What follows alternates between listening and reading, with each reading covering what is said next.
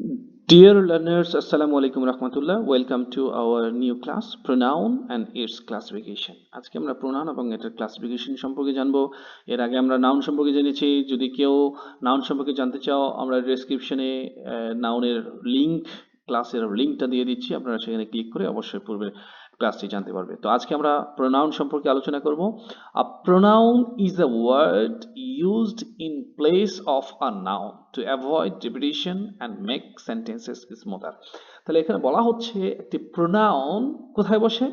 Noun ঠিক যেই জায়গায় বসে ঠিক সেই জায়গায় প্রোনাউনটি বসে এবং প্রোনাউনগুলো মূলত ব্যবহার করা হয় এই যে নাউন একই নাম বারবার ব্যবহারের পরিবর্তে এই রিপিটিশনটা যেন না হয় সেজন্যই কিন্তু মূলত প্রোনাউনটা ব্যবহার করা হয়। তাহলে নিচে আমরা একটু দেখি হোয়াট ইজ আ প্রোনাউন।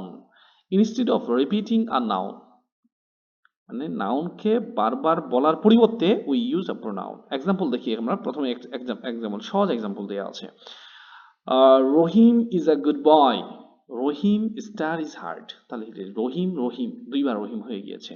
তো এটাকে আমরা এইভাবে না বলে আমরা একটু কারেকশন করে বলছি Rahim is a good boy, he star is hard. তাহলে এই হি কাকে নির্দেশ করছে? রহিমকে। Here he is a pronoun replacing Rahim. তাহলে এই যে উপরের সেন্টেন্সে রহিম দুইবার হয়েছিল, পরের রহিমকে আমরা হি দিয়ে রিপ্লেস করে দিয়েছি। সো এটাই ছিল এক্সাম্পল। তো আমরা শেষে আপনাদের জন্য প্র্যাকটিস সেশন রেখেছি।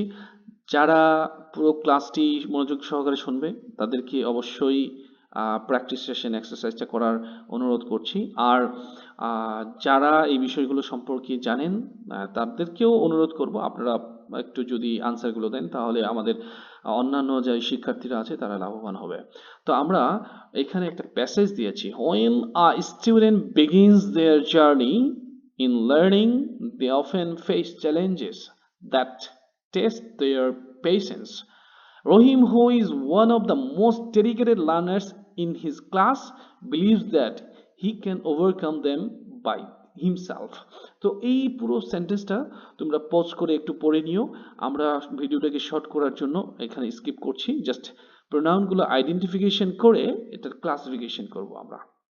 তো এখান থেকে আমরা খুঁজে বের করেছি পার্সোনাল প্রোনাউনগুলো আছে দে, হি, হিম, দ্যাম, ইট। অ্যাকচুয়ালি এই পার্সোনাল প্রোনাউন কাকে বলা হয়? পার্সন প্রোনাউনটা মূলত refer to any person, student, Rahim, people, যে কেউ হতে পারে। তো এখানে পজিটিভটাকেও একটু প্রোনাউনটাকেও আমরা উল্লেখ করেছি, যদিও এই পজিটিভটা একটা পার্সোনাল প্রোনাউনের অংশ। আমরা এগুলোকে ডিপলি আলোচনা করব এবং ক্লাসিফিকেশন করব এবং এটার সাথে কম্পেয়ার করব অন্য একটা ক্লাসের সাথে, সেটা পরবর্তীতে জানিয়ে দেবো। তো পজিটিভ প্রোনাউনগুলো এখানে দেয়ার এবং হিজ, এটা যেটাকে আমরা বলি যে শো ওনারশিপ, নিজস্বতা বোঝাতেই আমরা মূলত পজিটিভ প্রোনাউনগুলো ব্যবহার করে থাকি। রিফ্লেক্সিভ প্রোনাউন মূলত আমরা পার্সন মানে সাবজেক্টটাকে রেফার করার জন্য, ব্যাক টু সাবজেক্ট মানে রেফার ব্যাক টু সাবজেক্ট, এটাই হচ্ছে রিফ্লেক্সিভ প্রোনাউন, হিমসেলফ। ওকে, সো আমরা এটার আরো একটু ডিটেলস যাব। এখানে আমরা শুধু হিন্টস গুলো নিচ্ছি। ডেমনস্ট্রেটিভ প্রোনাউন যেগুলোকে আমরা বলছি দিস, দোজ, দিস, মানে এই টেক্সটের ভিতরে উপরে যে প্যারাগ্রাফটি দেওয়া আছে সেখান থেকে আমরা কিন্তু এগুলো পেয়েছি। তো এই দিস, দোজ, দিস এগুলোকে পয়েন্টিং ওয়ার্ডস, মানে এই ওয়ার্ডগুলো পয়েন্টিং ওয়ার্ডস, কোনো একটা বিষয়কে ওয়ার্ডকে নির্দেশ করেছে, সেই জন্য এগুলোকে আমরা ডেমনস্ট্রেটিভ প্রোনাউন বলছি। আর রিলেটিভ প্রোনাউনটা হচ্ছে কানেক্ট ক্লজেস, একটা ক্লজের সাথে আরেকটা ক্লজের কানেকশন তৈরি করে দেয়াই হচ্ছে রিফ্লেক্টিভ প্রোনাউনের কাজ। তো এইগুলো হো, দ্যাট, আরো হুইচ, অনেক কিছুই আছে। তো তার মধ্যে আমাদের এই টেক্সটের মধ্যে আমরা পেয়েছি হো এবং দ্যাট। ইনডেফিনিট প্রোনাউনস, তো ইনডেফিনিট প্রোনাউন মূলত ডেমনস্ট্রেটিভ প্রোনাউন অথবা পার্সোনাল প্রোনাউনের ঠিক একটু অপোজিট বলা চলে, কারণ এটাকে আমরা নির্দিষ্ট করে বলতে পারবো না, কারণ এটা নির্দিষ্ট হলে এটাকে আমরা ডেমনস্ট্রেটিভ অথবা ডেফিনিট প্রোনাউন বলতাম। কিন্তু ডেফিনিট প্রোনাউন যেহেতু আমরা ইগনোর করছি, এভরিওয়ান কাকে বোঝাচ্ছে আমরা বুঝি না, not specific reference, someone, anyone, none, specific কাকে বলছে আমরা কিন্তু বুঝি না। সো স্পেসিফিক কাউকে না বুঝালে আমরা শুধুমাত্র ইনডেফিনিট প্রোনাউনগুলো ব্যবহার করে থাকি। রেসিপ্রোকাল প্রোনাউন এগুলো মিউচুয়াল অ্যাকশন। তো এই মিউচুয়াল অ্যাকশনটা কি? এটা দুই এর মধ্যে হতে পারে অথবা দুই এর অধিক ব্যক্তির মধ্যে হতে পারে। তো ইচ আদার এখানে আমরা খুঁজে পেয়েছি ইচ আদার। তোমরা অবশ্যই টেক্সটে পড়ে এটা খুঁজে বের করতে হবে। তো আমি যদি এইভাবে পড়াই মানে আমি খুঁজে বের করে দিই তাহলে ভিডিওটি আরো একটু আহ, মানে লেন্দি হবে, যে জন্য আমরা একটু স্কিপ করছি, অন্য লেসনে চলে যাচ্ছে। তো এখানে কি লিঙ্গুইস্টিক কনসেপ্ট, তো এখানে প্রোনাউনগুলোকে আরেকটু আন্ডারস্ট্যান্ডিং করার জন্য এই অ্যান্টিসিডেন্ট, এগ্রিমেন্ট এবং কেজ, এই তিনটা বিষয় সম্পর্কে জানতে হবে। অ্যান্টিসিডেন্ট সম্পর্কে ধারণা না রাখলে আমাদের বিষয়গুলো অ্যাম্বিগুইটি, যেটাকে বলা হয় অস্পষ্টতা থেকে যাবে। এগ্রিমেন্টের কথা যদি বলি তাহলে কোন নাউনের সাথে বা কোন স্পেসিফিক নাউনের সাথে কোন প্রোনাউনটিকে রেফার করছে এটা এগ্রিমেন্ট না বুঝলে কিন্তু আমরা সাধারণত ধরতে পারবো না। তো এগ্রিমেন্টের মধ্যে কয়েকটা ভাগ আছে। এবং কেস, এখানে এই যে একটু আগে বললাম সাবজেক্ট অবজেক্ট পজেসিভ, পজেসিভ সম্পর্কে ধারণা দিচ্ছিল। তো একটি সাবজেক্টের অবজেক্ট হয়, পজেসিভ হয়, এগুলো সম্পর্কে ধারণা আমরা একটু বুঝি। তো একটু জানি অ্যান্টিসিডেন্ট কি।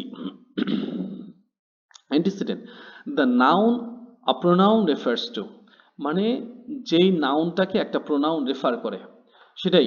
The teacher the teacher said she was tired, তাহলে দ্য টিচার বলতে একজন লেডি টিচারকে বোঝানো হয়েছে, এবং শি, এই শিটা মূলত কাকে নির্দেশ করেছে, অন্য কোনো এক ব্যক্তি বা অন্য কোনো নারী বা ওমেন এরকম কেউ, নাকি দ্য টিচার নিজেকে। তো এই ক্ষেত্রে the teacher said she was tired, এই শি দ্য টিচারকে নির্দেশ করেছে, এই জন্য টিচারটা হচ্ছে এখানে অ্যান্টিসিডেন্ট। তো এই শি টিচারকে নির্দেশ করছে, এটা হচ্ছে অ্যান্টিসিডেন্ট। প্রবলেমটা হয় কোথায় দেখেন, when Rahim met Karim he was happy. Actually এখন যদি আমরা বলি এই হিটাকে রহিম নাকি করিম, তো এখানে আমরা কিন্তু আলটিমেটলি একটু কনফিউজড হয়ে যাই, অস্পষ্ট এই হিটা আসলে কে, রহিম হ্যাপি হয়েছিল নাকি করিম হ্যাপি হয়েছিল। তো এখানে হো ইজ হি অ্যাম্বিগুইটি দেখাচ্ছে, অস্পষ্ট আমাদের কাছে, এটা কনফিউজিং একটা হি। তো সেক্ষেত্রে আমরা যদি এটা এইভাবে বলতাম, রহিম ওয়াজ হ্যাপি হোয়েন হি মেট করিম, তাহলে তখন কিন্তু এই হিটা রহিমকেই নির্দেশ করে। তো অন্যভাবে যদি বলি করিম ওয়াজ হ্যাপি হোয়েন রহিম মেট হিম, তাহলে সেক্ষেত্রে কিন্তু হিমটা কাকে নির্দেশ করছে, করিমকে।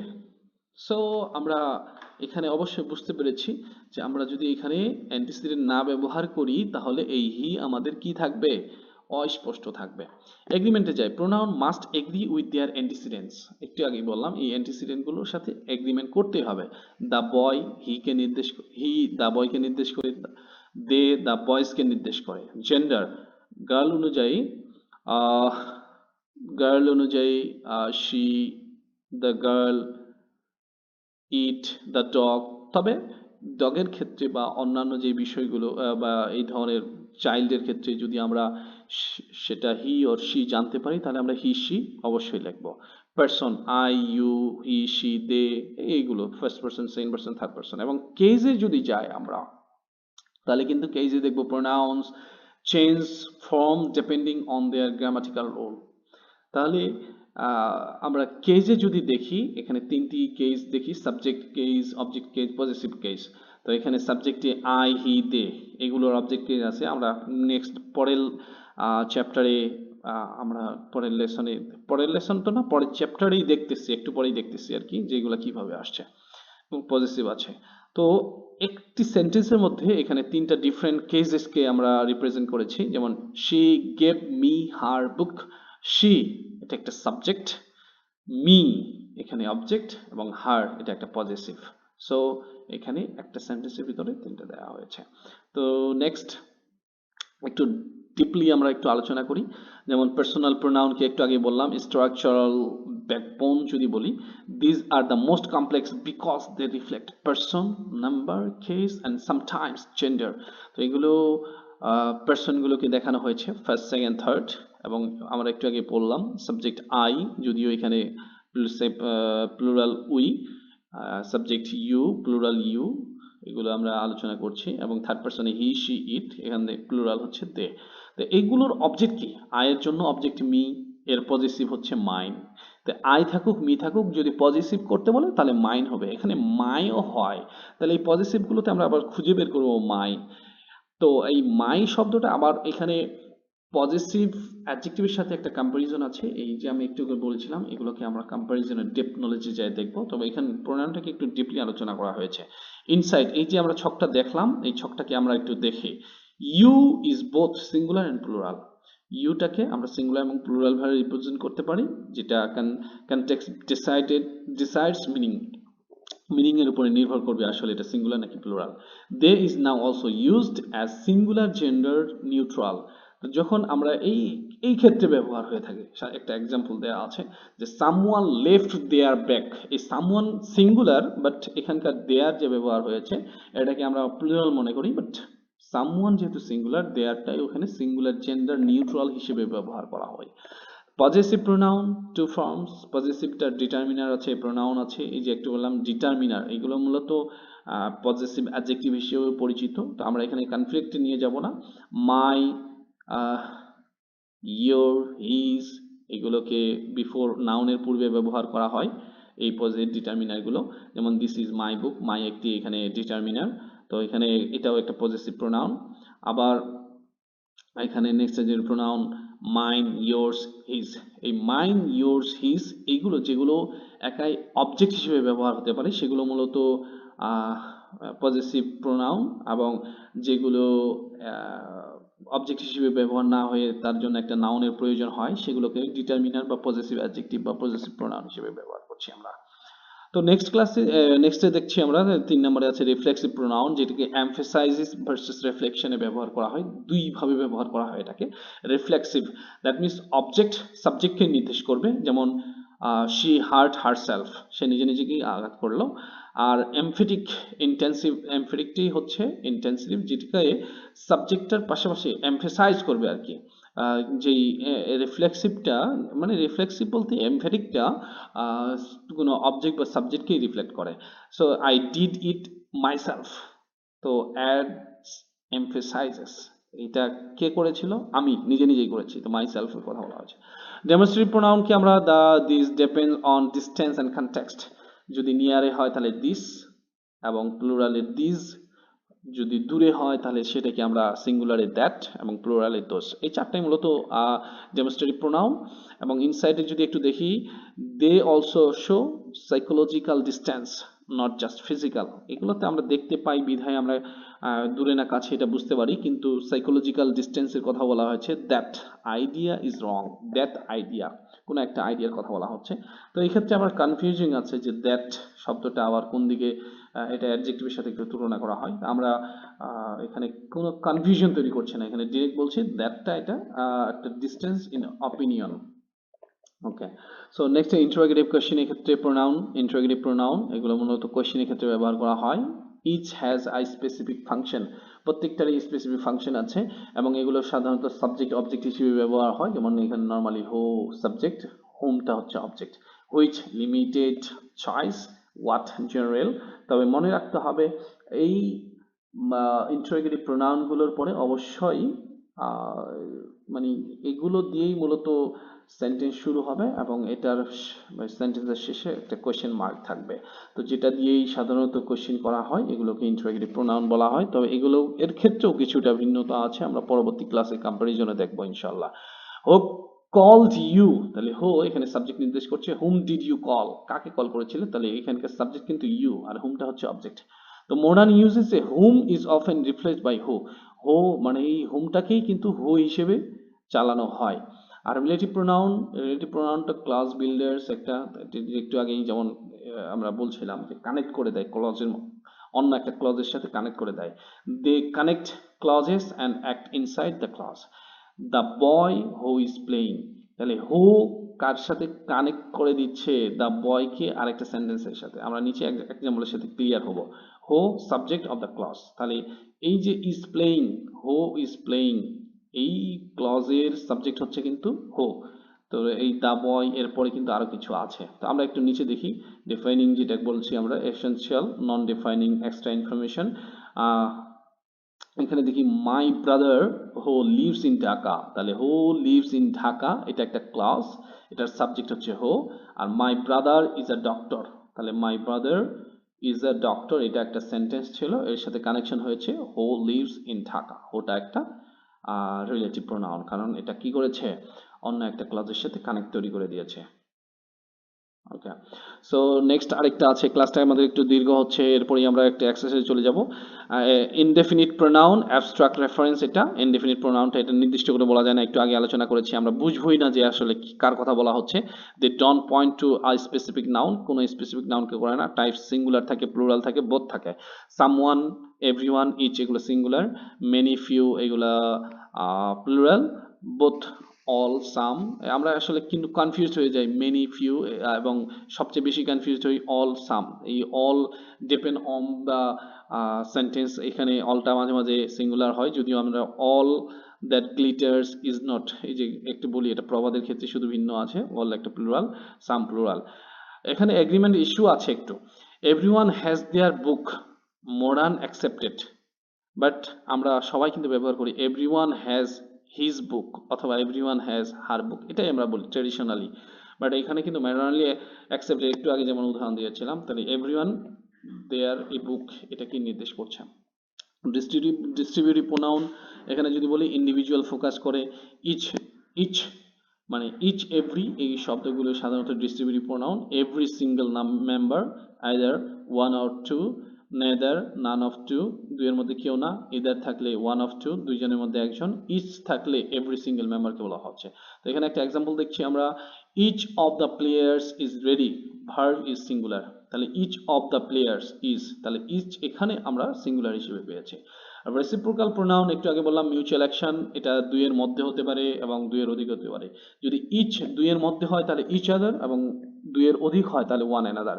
দে রেসপেক্ট ইচ আদার, তার মানে এখানে দুইজনের কথা বলা হচ্ছে। কিছু কমন এরর্স আছে আমাদের ক্লাস ইয়াতে ব্যবহারের ক্ষেত্রে। ক্রিটিক্যাল ফর এক্সামস, এক্সামের পরীক্ষার ক্ষেত্রে আমরা একটু ক্রিটিক্যাল, এটা মানে কঠিন বা সমালোচনা বা প্রবলেম হয়ে থাকে, আমরা ভুল করে থাকি। Everyone have done their task, তাহলে এখানে এই হ্যাভটা যে ব্যবহার হয়েছে এটাই আমাদের প্রবলেম। এভরিওয়ানের পরে হ্যাজ, কেননা এভরিওয়ান হচ্ছে এই যে একটু আগে বললাম সিঙ্গুলার, এখানে ইনডিফিনিট প্রোনাউনে এভরিওয়ান নির্দিষ্ট করে বোঝাচ্ছে না, কিন্তু এটা সিঙ্গুলার, এই জন্য has, everyone has done their work. Me and Rahim are very common, বর্তমান সময়ে প্রত্যেকটা বিশেষ করে মেয়েগুলো এই ভুলটা করে থাকে। Me and my friend, me and Rita, মানে যে কোনো মেয়েদের মধ্যে এটা সাধারণত হয়ে থাকে। তো এটাকে আমরা সুন্দর করে, এটার একটা ডিরেকশন অফ লার্নিং আছে, যে কোনটা আগে কোনটা পরে হবে, 1 2 3 বা 2 3 1, এই একটা সিরিজ আছে, আমরা এর পরে আলোচনা করব। তবে এখানে আমরা জেনে রাখি যে থার্ড পারসন দেন ফার্স্ট পারসন, এটা আগে হবে। আর যে দোষ স্বীকারের ক্ষেত্রে তখন 1 2 3 হয়ে যায়। তো এই ক্ষেত্রে আমরা Rahim and I went there, me and Rahim হবে না, কারণ মিটা একটা অবজেক্ট, আমরা সাবজেক্টের জায়গায় কখনো অবজেক্ট ব্যবহার করতে পারবো না। তো এই ক্ষেত্রে আমাদের রহিম, মি এর জায়গায় আই ব্যবহার করছি, Rahim and I went there. And the one another thing is this books, this books এখানে প্লুরাল ব্যবহার করা হচ্ছে, বুকস কিন্তু এখানে দিস, তাহলে এটা কি হয়ে যাবে, দিস হয়ে যাবে, তাহলে this books are mine. So এইগুলো ছিল আমাদের প্রোনাউন সম্পর্কে ধারণা, আশা করি আপনারা মোটামুটি জানতে পেরেছেন। এবং এক্সারসাইজে এবার চলে যাই, প্রোনাউন ম্যাস্টারি, আইডেন্টিফাই দ্য প্রোনাউন্স। আপনারা অবশ্যই এখানে হোল্ড করে, আমি এই 3টা পার্ট দিয়েছি, আপনারা কতটুকু এটার উপরে জানতে পেরেছেন বা কতটুকু শিখেছেন, এইটার আপনাদের এই এক্সারসাইজের মাধ্যমে আমরা জানতে পারবো। আশা করি অবশ্যই আপনারা, আমার শিক্ষার্থীদের উদ্দেশ্যে বলছি এবং যারা এটা কমপ্লিট করতে চাই প্রত্যেকের উদ্দেশ্যে বলছি, আপনারা এটা অবশ্যই এই এক্সারসাইজটা কমপ্লিট করবেন। এখানে আমরা প্রথমে দিয়েছি identify the pronounce, find all the pronouns and write their types, types গুলো লিখতে হবে। find and correct the mistakes, এটা পার্ট 2 তে লেখা আছে যে কোথায় কোথায় ভুল আছে, এই যে মি অ্যান্ড মাই ফ্রেন্ড, কোথায় ভুলগুলো কোথায়, এটা কারেকশন করে দিতে হবে। এন্ড পার্ট 3 তে আছে ফিল ইন দ্য ব্ল্যাঙ্কস, এই ব্ল্যাঙ্কগুলো পূরণ করবেন। সো ধন্যবাদ সবাইকে। If you enjoyed the class, please like, comment your thoughts and share with your friends. And don't forget to subscribe to the channel to get the new videos earlier. Thanks for watching and thank you for your support. Assalamu alaikum.